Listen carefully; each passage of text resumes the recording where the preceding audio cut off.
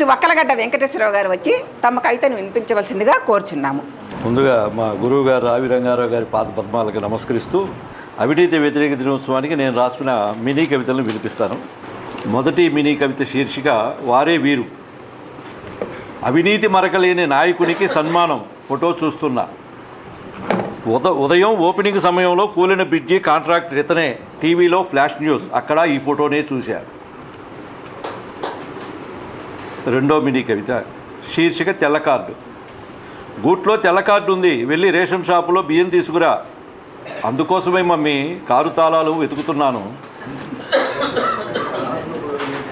మూడో కవిత ఆ అధికారిని అవినీతి వ్యతిరేక ఉద్యమానికి వెళ్తూ కట్టిన కాస్ట్లీ పట్టుచీర ఉత్తమ టీచర్గా ఎంపిక చేసినందుకు జ్ఞానేశ్వరి పెట్టిన బనారస్ పట్టుచీర. ఖరీదైన జాబు.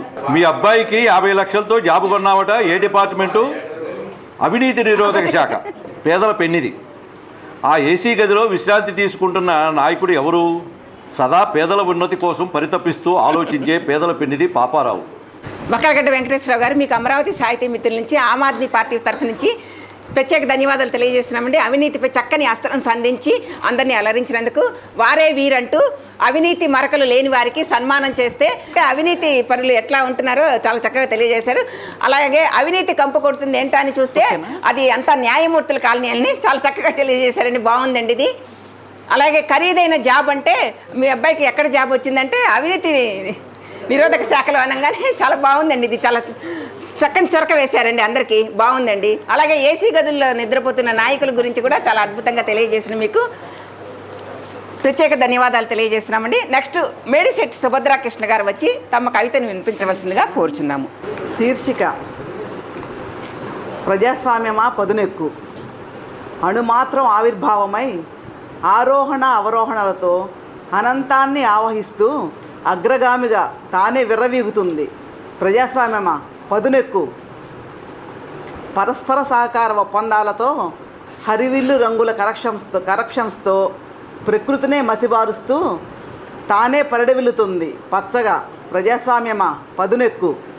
పురిటి నొప్పులతోనే పురుడోసుకుంటూ ఊపిరులతో కరిగి కలిసిపోయి తనువులన్నీ నేల కొరుగుతున్నా తాను మాత్రం అమరమై వెలుగుతుంది. ప్రజాస్వామ్యమా పదునెక్కు.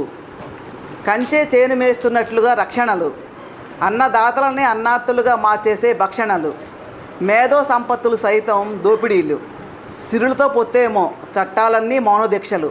ప్రజాస్వామ్యమా పదునెక్కు. హక్కుల వింటినారి ఎక్కు పెడదాం, అక్రమాల కవచాలు బద్దలు కొడదాం, చీకట్ల తలలు తెగనరికే నవ్య సూర్యుళ్ళకే పట్టం కడదాం. ప్రజాస్వామ్యమా పదునెక్కు. ప్రజాస్వామ్యమా ఒక్కసారి పదునెక్కు. అవినీతిపై చక్కని అస్త్రం సంధించారు.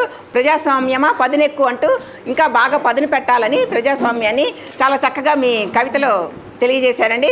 అలాగే ఆరోహ ఆవరణలతో హెచ్చుతగ్గులతో ఉన్న ప్రజాస్వామ్యం యొక్క తీరుతెన్నులు కూడా అద్భుతంగా తెలియజేశారు.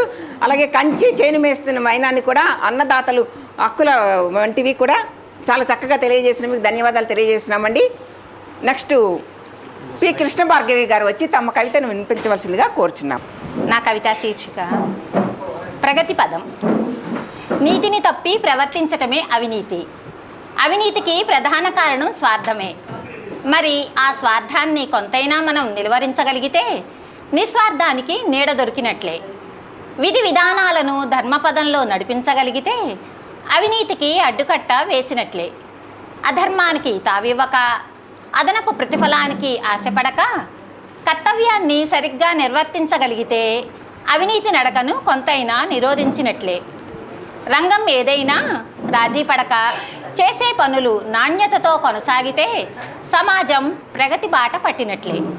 సామాజిక అవగాహనతో కర్తవ్యాన్ని గుర్తించి మానవీయ కోణంలో పారదర్శకతను ప్రతిబింబించగలిగితే అవినీతి నిర్మూలనలో అడుగులు సాగినట్లే.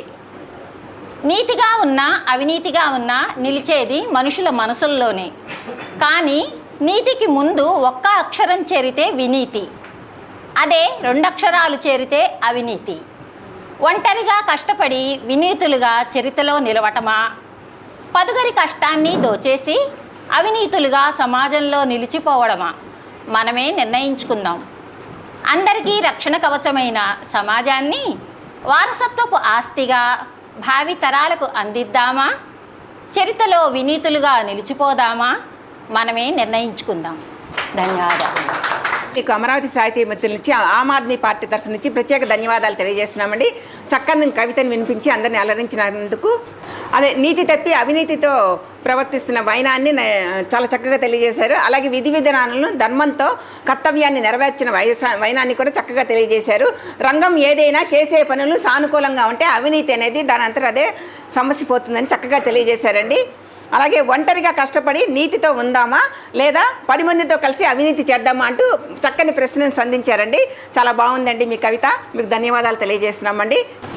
నెక్స్ట్ పి శ్రీనివాసాచారి గారు. ఈరోజు భిన్న రంగాల్లో రాణించుతున్నటువంటి కవిమిత్రులందరినీ ఒక చోటకు చేర్చి మన సాహితీ సదస్సు ఏర్పరిచినటువంటి అమరావతి సాహితీ మిత్రులకు ఆమ్ ఆద్మీ పార్టీ సంబంధిత రాష్ట్ర అధ్యక్షులకు నా కృతజ్ఞతలు. అదేవిధంగా తోటి కవిమిత్రులకు కవయిత్రులకు నా ధన్యవాదాలు. మనం అవినీతిని ఏ విధంగా చూసినా కూడా అది అరికట్టడం అనేది చాలా అసాధ్యమైనటువంటి విషయంగా ఉంది. ఎందుకంటే కింద స్థాయి నుంచి పై స్థాయి వరకు వెళ్ళేసరికల్లా ఎవరు ఏది చేసినా మెదలకుండా డబ్బులు ఇచ్చి నేను పని చేయించుకున్నాను నాకు తెలుసు అంటమే తప్ప అసలు ఇచ్చినటువంటి డబ్బు ఎవరు చెప్పడం అనేది చాలా కష్టమైంది. ఉదాహరణకి సినిమాలు మీరు ఎందుకు తీస్తున్నారంటే చూస్తున్నారు కాబట్టి తీస్తున్నారు, ఎందుకు చూస్తున్నారంటే వాళ్ళు తీస్తున్నారు కాబట్టి చూస్తున్నారు. మేము వాళ్ళు ఇచ్చారు కాబట్టి మేము తీసుకుంటున్నామండి, మీకేంటి బాధ మధ్యలో అనేటువంటి ప్రశ్నలు వస్తున్నాయి. ఎంత మనం చేసినా కూడా మనం మనపూర్వకంగా మనం కనుక అందరూ యూనిట్గా కనుక ఉండేట్లయితే దాన్ని నిర్మూలించడం సాధ్యమవుతుందని నా అభిప్రాయం. అదేవిధంగా ఈరోజు కవితా శీర్షికలో అంతం చేద్దాం దోహదం చేద్దాం అనేది నా శీర్షిక యొక్క ముఖ్యమైనది. కోవిడ్ కన్నా భయానకం ఎయిడ్స్ని మించిన హానికరం.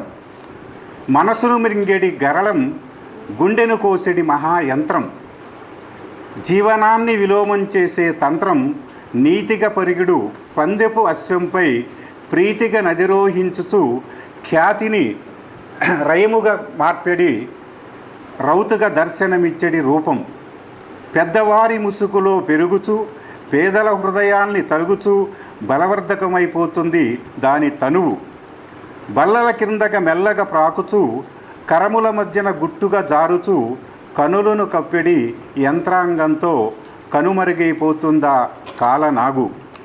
పుట్టిన తావును తెలియనీయక పొడమిలో తెలివిగా సంచరించుచు పులకించిపోతున్నదా భూతం. హావెడి పెట్టెడు వారికి హారమై అవకాశవాదులకు ముత్యపు ఖని అయి అలరించుతున్న దాని ఆ వికృత రూపం. దాని విలువకు వెలకట్టలేం, దాని వేగాన్ని నిరోధించలేం. పనులతో దాని పస చూపుతుంది, సైగలను బట్టి సై అంటుంది. రూపాయితో అరంగేట్రం చేస్తూ లక్షల కోట్ల ప్రదర్శనలతో అందలంపై నాట్యం చేస్తుంది. దాని రూపాన్ని ధూపం చెయ్యాలంటే మనం మనస్సాక్షిగా ఆ ఆయుధం చేసి దాని మూలాన్ని నరికివేయాలి. అమీబాలా లేదు స్థిరమైన ఆకారం, గ్రహీత పతనానికి చూపుతుంది శ్రీకారం. జన్మ నక్షత్ర వార తిథి వత్సరం తెలియని దాని సార్థక నామమే అవినీతి.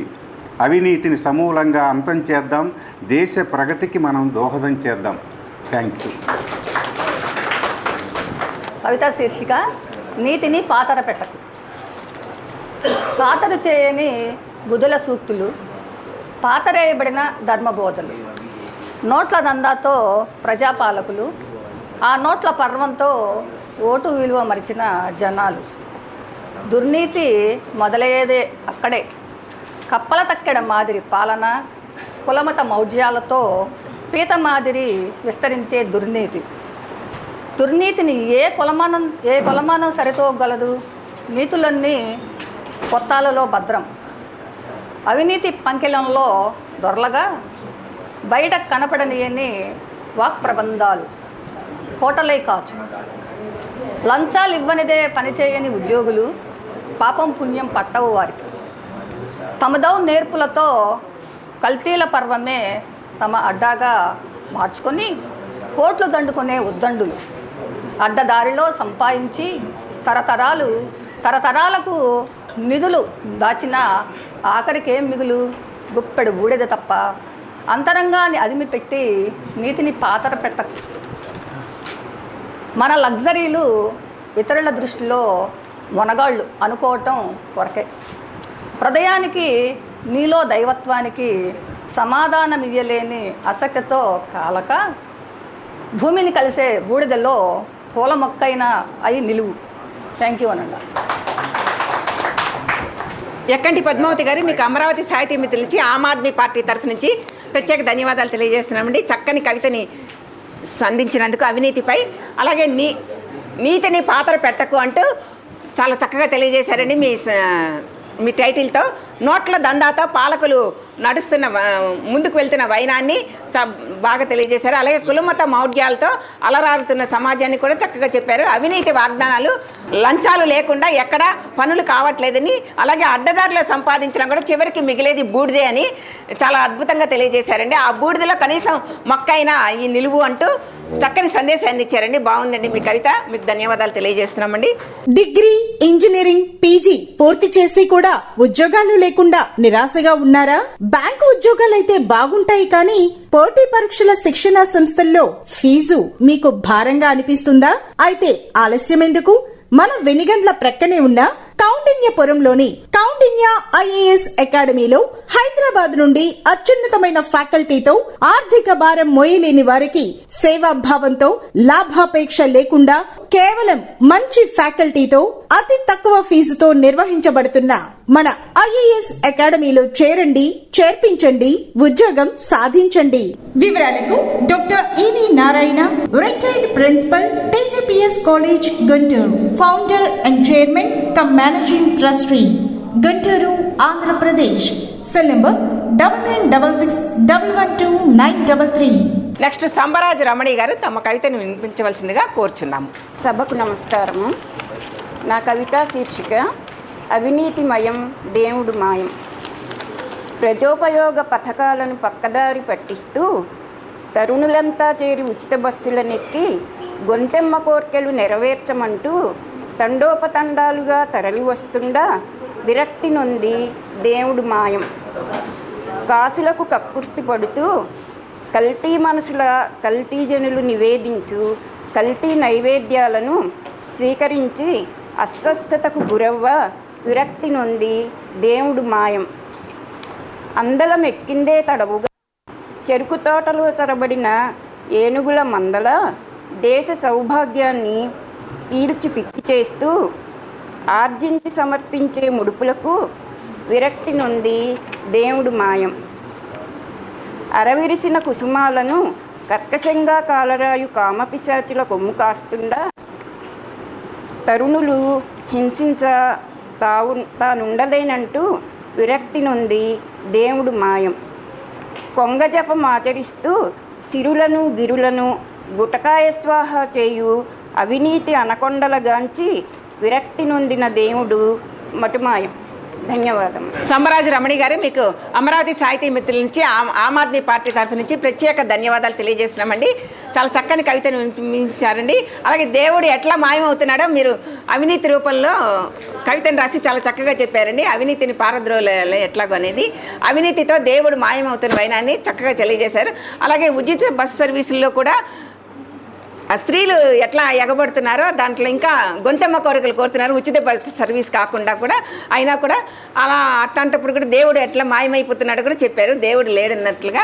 అలాగే కల్తీ నైవేద్యాలతో కూడా దేవుడు మాయమవుతున్న వైనాన్ని, నిజంగా కల్తీ నైవేద్యాలు బాగా జరుగుతున్నాయండి ఈ మధ్య, దాంతో కూడా దేవుడు కనపడట్లేదని చెప్పారు. అలాగే దేశ సౌభాగ్యాన్ని పీల్చి పిప్పి చేస్తున్నా కూడా దేవుడు మాయమవుతున్నాడు అని చాలా చక్కగా తెలియజేసిన మీకు ప్రత్యేక ధన్యవాదాలు తెలియజేస్తున్నామండి.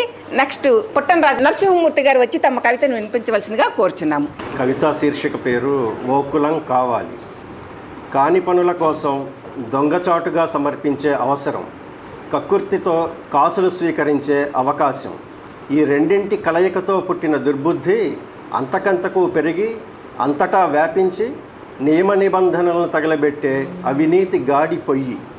కోరుకున్నది చేతికందితే దిగజారే గ్రీన్ పెన్నులు, లాలూచీల నల్లకోట్లు, మందుల మాఫియాకు ప్రాణం పోసే తెల్లకోట్లు, చోరీ సొత్తులో వాటా కోసం లొంగి వంగిపోయే లాఠీలు, ప్రజాధనంపై దాహం తీరని వైట్ అండ్ వైట్లు, అవినీతి సోపాన పటంలో చిరంజీవులు.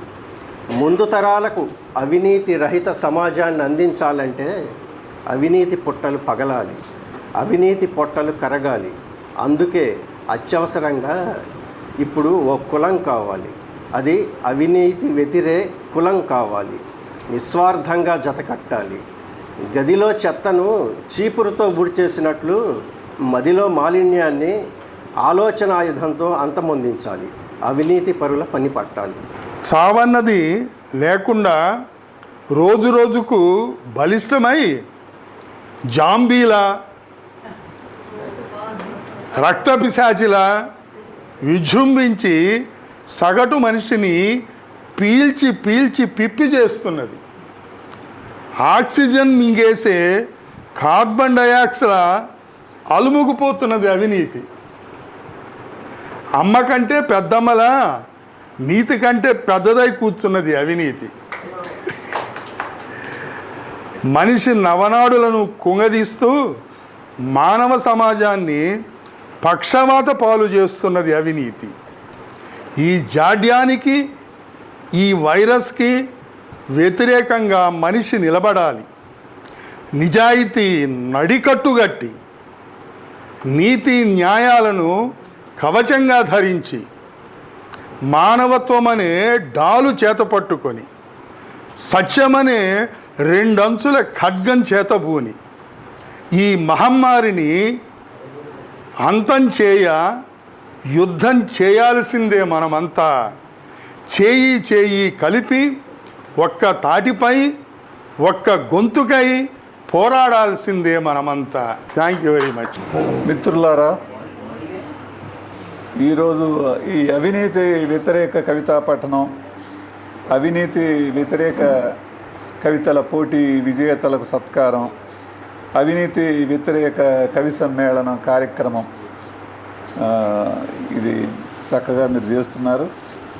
ఈ కార్యక్రమంలో వందన సమర్పణ ఆమ్ ఆద్మీ పార్టీ ఉపాధ్యక్షులు డాక్టర్ టి సేవకుమార్ గారు, వారిని వందన సమర్పణ చేయవలసిందిగా కోరుతున్నాను. అవినీతి గురించి అందరూ చెప్పారు, అందరూ తెలిసిందే. కానీ దీన్ని నిరోధించడంలో ఎవరు అన్నది ఆలోచించాల్సిన అవసరం. ఇందాక శివప్రసాద్ గారు చెప్పినట్టు హంస నీళ్లు పాలు కలిసి ఉంటే విడదీస్తుందని అంటారు కదా. అదే ఎవరు హంస అన్నది ఎవరి కాళ్ళు నేను కాదని తప్పుకుపోతే 145 కోట్ల మంది మరి నిరోధించేది ఎవరు? ఈ వ్యవస్థలో చేతులు మారుతున్నాయి, కరెన్సీ, కానీ దానివల్ల ప్రయోజనం అనేది ఏమీ లేదు. సుఖంగా బతికినోడు ఎవడు లేడు. సమాజం అమెరికాలో సుఖంగా ఎందుకు బతకగలుగుతున్నారు? అవినీతి లేదు కాబట్టే వాళ్ళు ప్రశాంతంగా బతకగలుగుతున్నారు. ఆన్లైన్లో ఇవాళ మనకు కూడా ఆన్లైన్ వచ్చింది. మన ప్రభుత్వాలే చెప్తున్నాయి ఆన్లైన్ సిస్టమ్ మొత్తం. ఒక్క యాప్లోనే 68 సేవలు మీ ఇంటి ముందు అంటుంది, కానీ ఒక్క ఇంచు కూడా ముందుకెళ్ళదు, మనం వెళ్ళి కలవంది. ఇది వాళ్ళ పరిస్థితి. దానికి కారణం ఎవరా అంటే ఓటర్లే. ఎందుకంటే చదువుకున్న ఓటర్లు వాళ్ళు కూడా ఆలోచించట్లేదు అసలు ఏంది వ్యవస్థ. మన కాగితాలు ఏం చేసుకుంటారు చెప్పండి? మన కళ్ళ ముందే చూసాం. ఎవరు? తమిళనాడు మాజీ ముఖ్యమంత్రి జయలలిత గారు కోట్లాది రూపాయలు సంపాదించారు. ఏమైపోయింది పరిస్థితి? అట్లాగే మన మాజీ స్పీకర్ కోడెల శివప్రసాద్ గారు ఆస్తులు ఎక్కడ చూసినా ఉంటాయి గుంటూరులో, కానీ ఏమైపోయింది? ఇలా మనకు తెలియని వాళ్ళు ఎంతోమంది, ఇంకా ఎంతోమంది ప్రముఖులు ఆత్మహత్యలు చేసుకుంటున్నారు, హత్యలకు గురవుతున్నారు, అనాథల్లాగా జీవితం గడుపుతూ ఉన్నారు. అంటే డబ్బు అనేది శాశ్వతం కాదు, కానీ దానికోసం ఎందుకు అరువులు చేస్తున్నా నాకు అర్థం కాని పరిస్థితి. ఎందుకంటే ఆస్తులు అంతస్తులు పెంచుకుంటా పోతే వ్యవస్థ సంక్షోభంలో పడుతుంది తప్ప పేదలకి ధనవంతులకు మధ్య ఉన్నటువంటి అగాధం బాగా పెరిగిపోతుంది. అందువల్ల నేడు జరుగుతున్న క్రైమ్ అంతా కూడా దీని మీద ఆధారపడి ఉంది. మీరు చూడండి, హత్యలు జరిగిన మన విజయవాడ ఒక ఆయన్ని వాళ్ళ హైదరాబాద్లో హత్య చేశారు. కోట్లాది రూపాయలకి అధిపతి ఆయన. రోజు చూస్తూనే ఉన్నాం ఈ హత్యలు జరుగుతూ ఉన్నాయి. ఇంత సంపాదించినా కూడా సరైన సమయానికి తిండి ఉండదు, సరైన సమయానికి నిద్ర ఉండదు, బీపీ షుగర్లు వచ్చేస్తాయి. అయినా సరే ఆ డబ్బుల కోసం పగలాడుతూనే ఉంటారు. మనకు వచ్చే శాలరీస్ మనం కరెక్ట్గా మనం కూర్చొని పనిచేస్తే, ఈరోజు ఆన్లైన్ సిస్టంలో పనిచేస్తే 3 గంటల వర్క్ మొత్తం అయిపోద్ది. 8 గంటలకు డ్యూటీ అక్కర్లా, మిగతా టైం అంతా హ్యాపీగా గడపచ్చు. కానీ ఆ ఫైళ్ళన్నీ అక్కడ తొక్కిపెట్టి వీడు రావాలి, నన్ను గెలవాలి, నాకెంతో సమర్పించాలి, నేను పైదోడు దాకా ఇవ్వాలి, లెక్కలు వేయాలి అని రాత్రి 9 దాకా కష్టపడతాడు. దేనికి కష్టపడతాడు ఎవరికి తెలియదు. వాళ్ళు చూడండి ఆఫీసులు అన్నీ కూడా తలుపులు, ఇదివరకు తలుపులు వేసుకుని పనిచేసేవాడు, తలుపు తెరిసే మేము ఉన్నాం 9కి వచ్చాం, అబద్ధం చెబుతారేమోనని మేము 9 దాకా ఆఫీసులో ఉన్నాం, మీరు రాలేదు, మీ ఫైల్ ఇక్కడే ఉంది అని చెప్తున్నారు. వాళ్ళ పరిస్థితి అంత దారుణమైన స్థితికి తీసుకెళ్ళిన వ్యక్తులు ఇవాళ మనకు పాలించే వాళ్ళందరూ బెయిల్ మీద ఉన్నోళ్ళే. ముఖ్యమంత్రులు, మంత్రులు, చాలామంది ముఖ్యమంత్రులు, మంత్రులు బెయిల్ మీద ఉన్నోళ్ళే మనం పరిపాలిస్తూ ఉన్నారు. అయినా సరే మనం వాళ్ళకే ఓటు వేస్తూ ఉన్నాం. కాబట్టి ముందు మన తప్పు, వాళ్ళు కూర్చోబెట్టిన వాళ్ళ తప్పు కాదు, కూర్చోబెట్టిన వాళ్ళదే తప్పు, కూర్చున్న వాళ్ళది కాదు. అర్థమైందా? ఇవాళ ఇంత 175 నియోజకవర్గాలు, కొన్ని నియోజకవర్గాలు మంచి వ్యక్తులను గెలిపించినా వ్యవస్థలో కొంత మార్పు వచ్చేది. మీరు ఖచ్చితంగా అవినీతి పరులనే గెలిపించడం వల్ల ఏమవుతుంది, అక్కడ ఏ పార్టీ అయినా కావచ్చు, ఏమవుతుంది, రెండోళ్ళు నువ్వు మాట్లాడే చాలే, నువ్వు అక్కడ బిల్డింగ్ కాజేసావు, ఇక్కడ పొలం కాజేసావు, నోరేస్తాం కానీ ఈయన తప్పించుకు వెళ్ళిపోతున్నాడు. లేదా ఈడీలని, లేకపోతే సిబిఐని, లేదా ఏసీబీని ఉసిగొలుపుతున్నారు. వాడు తట్టుకోలేడు కదా. కానీ నిజాయితీ పరులైన వ్యక్తులు ఆవేశంతో పోటీ చేస్తే మీరు ఓటు వేయనందువల్ల వ్యవస్థ ఆ విధంగా తయారవుతుంది. ఎందుకంటే వాళ్ళు పంచుకుంటున్నారు. ఇద్దరు ముఖ్యమంత్రులు, మాజీ ముఖ్యమంత్రి, ప్రజెంట్ ముఖ్యమంత్రి కూడా బెయిల్ మీద ఉన్న వ్యక్తే. కానీ ఎందుకు ఏం జరుగుతుంది మనం ఆలోచించాలి ఒకసారి. వీళ్ళకి ఓటు వేస్తున్నాను, నేను గెలిచే వాళ్ళకే ఓటు వేస్తాను కాన్సెప్ట్ నుంచి మారాలి మనం. పార్టీ చూసి, మతం చూసి, డబ్బు చూసి, మద్యం చూసి, ఈ 5 ప్రలోభాలకు లోబడే ఓటు వేస్తున్నాం. కానీ నేను నిజాయితీ పరుడికి ఒకటి ఓటు వేస్తానని వేయట్లా మనం. కాబట్టి మన వ్యవస్థనే మనమే నాశనం చేసుకుంటున్నాం. అంతేనా? ఈ వ్యవస్థను నాశనం చేసుకోవడంలో పౌరుడు, ముఖ్యంగా చదువుకున్న పౌరుడు కీలక పాత్ర పోషించాల్సిన అవసరం ఉంది. అంటే మామూలుగా డబ్బులు తీసుకుని, మద్యం తీసుకుని వేసేవాళ్ళు చాలా తక్కువ మంది, వాళ్ళ పర్సంటేజ్. ఎందుకంటే ఇంటింటికి తిరిగిన వ్యక్తిగా చెప్తున్నాను, 20% కూడా ఉండరు వాళ్ళు. ఇప్పుడు కూడా వాళ్ళు కూడా మారారు. దొంగలు ఓటు వేయకూడదు అనుకుని నిర్లక్ష్యంగా ఎవడికి వేస్తున్నాడో వాడికే తెలియనోడికి ఓటు వేసి వస్తున్నారు. 2 పార్టీలు డబ్బులు ఇచ్చినప్పటికి కూడా వాడికి కసి పుట్టి వీళ్ళిద్దరి మీద, డబ్బులు అయితే ఇద్దరు దగ్గర తీసుకుంటున్నాడు, కానీ ఎవడికి నొక్కు వస్తున్నాడో వాడికే తెలియదు. ఆ విధమైన పరిస్థితి వాళ్ళ సమాజంలో చూస్తూ ఉన్నాం. కాబట్టి ఎవరే అంటే చదువుకున్న వాళ్ళే పెద్ద దుర్మార్గంగా వ్యవహరిస్తున్నారు, దేశద్రోహులుగా మారుతున్నారు. రాష్ట్రంలో కానీ కేంద్రంలో కానీ చదువుకున్న వాళ్ళలో మార్పు రావాలి, మంచి వాళ్ళకి ఓటేయాలి. మన పిల్లల భవిష్యత్తు, మన మనవాళ్ళ భవిష్యత్తు, ఈ రాష్ట్ర భవిష్యత్తు, దేశ భవిష్యత్తుని ఆలోచించేవాళ్ళు లేరు. కాబట్టి ఎంతగా వేళ్ళూనుకుపోయిన వ్యవస్థని పెగిలించడం సాధ్యమా అంటే 100% సాధ్యమే. మీరు అవినీతి పనులు ఎన్నుకోకపోతే 100% సాధ్యమే, నేను గ్యారంటీ ఇస్తా. ఈరోజు ఉన్నటువంటి టెక్నాలజీకి ఎక్కడెక్కడ చెక్ పెట్టవచ్చు. ఎందుకు ఉదాహరణగా ఏ ఫైల్ అన్నా మినిస్టర్ దగ్గరికి వెళ్తుంది, లేదా ఆఫీస్ దగ్గర ఉంటుంది, వెంటనే ఈ ఫైల్ ఎందుకు ఆగిందని కనుక్కోవచ్చు, తెలిసిపోద్ది. ఇదివరకు రోజుల్లో కాగితాల మీద రాసి ఉండే కానీ సాధ్యమేది కాదు. ఇవాళ ఉన్న టెక్నాలజీని ఉపయోగించి ఏ విధంగా అవినీతిని అరికట్టవచ్చో చాలా దేశాల్లో చూస్తూనే ఉన్నాం మనం. చాలా ఈజీగా అరికట్టవచ్చు. దానికి ఆన్లైన్ ట్రాన్స్ఫర్ చేయాల్సిందే, ఏదైనా సరే ఈజీగా దొరికిపోతారు. లేదా ఫైల్ అక్కడ ఉంటుంది, ఆన్లైన్లో చెప్పాల్సిందే, కాజు రాయాల్సిందే, ఫైల్ పడిన ప్రొసీజర్ మొత్తం జరిగిపోతాం. మనం పోయి దొంగచాటుగా డబ్బులు ఇచ్చి రావడం, లేకపోతే వాళ్ళ పిల్లల పేరునో అటెండర్ పేరునో ఫోన్పే చేయటం, ఎన్ని పనులు మనం చేయకుండా ఉంటే ఆ ఫోన్పే లేకుండా వేరే ఫోన్పేకి ఉంటాయి. మళ్ళీ మనమే సమర్థిస్తాం. ఆయనకి నాకు అప్పు ఉన్నాడండి, ఆయన పట్టుకున్నాడు అనుకోండి, ఎవరైనా ఏసీబీ అధికారులు, మనమే చెప్తాం అబ్బాయి నేను అప్పు ఉన్నాడండి, ఆయనకి అప్పు తీర్చానండి, నేను లంచం ఇవ్వలేదండి, మనమే చెప్పుకుంటాం. అన్ని తప్పులు చేసేది మనమే, ఓటేసే దగ్గర నుంచి ప్రతి తప్పు చేసేది మనమే, నిందించేది మటుకు రాష్ట్రం, దేశం నాశనం అయిపోతుందని ప్రధానమంత్రిని, ముఖ్యమంత్రిని విమర్శిస్తూ ఉంటాం. దాన్ని వాళ్ళకన్నా ముందు విమర్శించుకోవాల్సిందే మనం.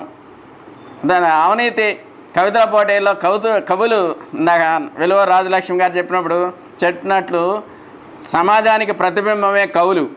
సమాజంలో ఉన్నట్టు అంశాల మీద వారు ఇతివృత్తంగా తీసుకొని అది ఏదైనా కవులు కానీ రచయితలు కానీ అవే రాస్తారు.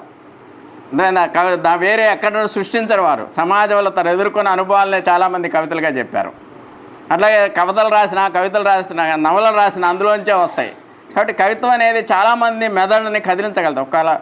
చిరాసు 1,00,000 మెదళ్ళ కదలిక అన్నది వాస్తవం. ఎందుకంటే ఎంతోమందిని కదిలించగలుగుతాం.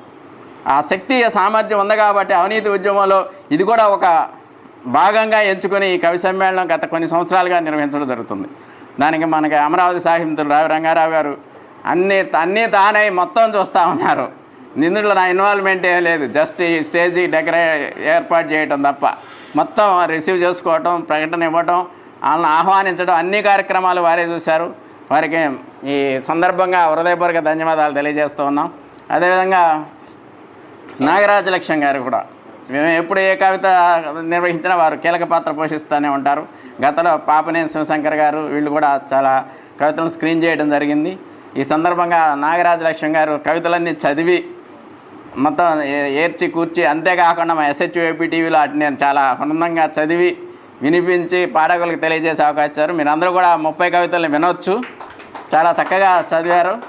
అట్లాగే విశ్లేషణ రంగారావు గారు ఇచ్చారు, అందులో కూడా మీరు చూడవచ్చు. అట్లాగే ఇవాళ ఈ కార్యక్రమం నిర్వహించడంలో చివరిగా కవితలు చదివినటువంటి పెంగళ భాగ్యలక్ష్మి గారు ప్రతి వారం చూస్తూనే ఉంటాం అనుకోండి, ప్రతి నెల.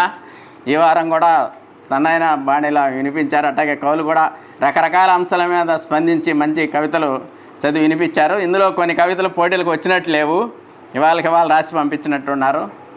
అంటే ఏదైనా సరే ఒక అవినీతి మీద ఒక ఆలోచన కలిగించడంలో మా ఆమ్ ఆద్మీ పార్టీ కానీ అమరావతి సాహిత్య మిత్రులు కానీ విజయం సాధించాలని మేము అనుకుంటున్నాం. ఎందుకంటే ఒక ఆలోచన రేకెత్తించడానికి కొన్ని వందల మందికి ఇక్కడ మన ఛానల్ ద్వారా కొన్ని వేల మందికి ఆ ఆలోచన రేకెత్తించే ప్రయత్నం చేసాం. అలాగే 3 బహుమతులు పొందిన 3 కూడా ఇక్కడే ఉన్నారు, వారికి కూడా ప్రత్యేక అభినందనలు తెలియజేస్తూ ఉన్నాం. మీరందరూ కూడా రాబోయే రోజుల్లో ఈ అవినీతిలో పాలు పంచుకోకుండా మాలాగా మేము ఏ విషయం మీద రాజీ పడం, ఏ ఒక్కరు పాలు పంచుకోకపోయినా మా లక్ష్యం నెరవేరినట్టుగానే మేము భావిస్తాం. అలాగే మీ అందరూ కూడా మా పార్టీకి అనుగుణంగా ఈ అవినీతి వ్యతిరేకం మీద మీరు ఇందాక మా కన్వీనర్ గారు చెప్పినట్టుగా కవితలు, పాటలు, గేయాలు చిన్నపిల్లలకు అర్థమయ్యి తప్పనిసరిగా మీరు రాసి పంపిస్తే మేము వాటిని ప్రజల్లోకి తీసుకెళ్ళి వాటిని ప్రజలకు వినిపించి వాళ్ళలో మార్పు రావడానికి ప్రయత్నం చేస్తాం. ఇది ఒక నిరంతర కార్యక్రమం కాబట్టి వేళ్ళూరికిపోయిన దాన్ని కోకటి వేళ్లతో పెకిలించాలి అంటే మనందరం కూడా భాగస్వాములు కావాలి. ఏ ఒక్కరు మీతో భాగస్వాములు అయ్యి ఎన్నికల్లో మీరు చైతన్యవంతులైతే చాలు. ఎందుకంటే ప్రతి నియోజకవర్గం నుంచి ఎవరికి వేయాలంటే అని ఒక డైలాగ్ ఈ మధ్య పక్కా పార్టీ జెండా కప్పుకున్న వాళ్ళు చెబుతారు, ఎవరికి వేయాలండి ఓటు. రెండోది వేసామండి, ఆయన మారడానికి నాకేం నమ్మకం. మరి ఇది ఆల్రెడీ మారినోడి మీద నమ్మకం ఉంది కానీ మారినోడి మీద నమ్మకం లేదు వీడికి, అర్థమైందా? ఆల్రెడీ మారి దొంగ మీద నమ్మకం ఉంది, నేను దొంగన బాబు కాదు బాబు అంటే నువ్వెందుకు దొంగ కావని నాకు నమ్మకం ఏంది అంటాడు. ఇది ఒక ఎదవకొచ్చిన ఓటు మొదలైంది ఈ మధ్య. నువ్వు ఓటే తప్పించుకోవడం కోసం. ఇదే రాజకీయం. కాబట్టి ఈ రాజకీయం నుంచి ప్రజల ఇదవ్వాలి, ప్రజలు చైతన్యవంతులు కావాలి. ముందు మంచి వ్యక్తిని చూసి ఎన్నుకోండి. మంచి వ్యక్తి 36 మందిలో మీరు స్టడీ చేయండి. అసలు స్టడీ చేస్తే అసలు మీరు స్టడీ చేయట్లా, వచ్చింది అక్కడే పెద్ద ప్రాబ్లం. స్టడీ చేయండి. 36 మందిలో ఎవడు ప్రజాసేవ చేశాడు, ఎవరు మంచి భావాలు ఉన్నాయి, వారి చరిత్ర ఏంటి తెలుసుకోండి. నేనంటే 5 లక్షల పాంప్లెట్ ఈ విషయం మీద నేను గుంటూరు వెస్ట్ నియోజకవర్గంలో 3 సార్లు పంచా. 3, 5, 15 లక్షల పాంప్లెట్లు పంచా, 1, 2 కాదు. ఆ చైతన్యవంతులు చేయడమే నా యొక్క లక్ష్యం.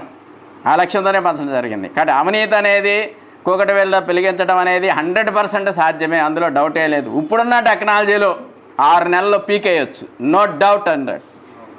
నేను ఖచ్చితంగా పైన వాడు ఖచ్చితంగా ఉంటే, ఏది ఆశించకుండా ఉంటే ఆన్లైన్లో పెట్టి ఇందాక శివప్రసాద్ గారు చెప్పినట్టు గట్టిగా నేను చర్య తీసుకుంటే తప్పనిసరి జరుగుద్ది. న్యాయమూర్తులు న్యాయం చేయకుండా ఉంటే వాళ్ళు కూడా అవినీతి పరులే. ఇన్నిసార్లు ఎందుకు బెయిల్ ఇన్నిసార్లు ఎందుకు వాయిదాలు ఇస్తున్నారండి? 4 వాయిదాలు మంచి ఇవ్వకూడదు చట్టం ప్రకారం. 4 వాయిదాలు క్లోజ్ చేయాలి కదా. ఇది ఇటుపక్క 5 అటుపక్క 5, 10 మ్యాక్సిమం, అంతకుమించి ఇవ్వకూడదని చట్టంలో ఉంది. మరి ఆ చట్టాన్ని ఎందుకు అమలు చేయట్లేదు? కాబట్టి వాళ్ళు కూడా అవినీతి పరులే. దేనికి లొంగి పనిచేస్తున్నారు వాళ్ళు? తప్పనిసరిగా జడ్జిలే సుప్రీం కదా, పార్లమెంట్లో చట్టం చేస్తే కదా వీళ్ళు ఇదయ్యేది. చట్టంలో మాడిఫై చేస్తే కదా జడ్జి అర్హత వాళ్ళకి మార్పు అనేది సాధ్యమయ్యేది. వీళ్ళు చేయనంతకాలం శిక్షలు విధించవచ్చు, అవినీతి పడి శిక్ష విధించవచ్చు అని పార్లమెంట్లో చట్టం చేయగలరా? చేయలేరు కదా. మరి ఎందుకు చేయరు? కాబట్టి ఉన్న చట్టాన్ని అమలు చేయటంలో జడ్జిలు విఫలమవుతున్నారు. ఏదో కారణం చెప్తారు, ఎవిడెన్స్ లేదనో అది లేదో. తేల్చే 3 నెలల్లో తేల్చేస్తే గబగబ తీసుకొచ్చి ముందు బెటరు. ఉన్న సత్తా ఎందుకు చూపిస్తారు కదా.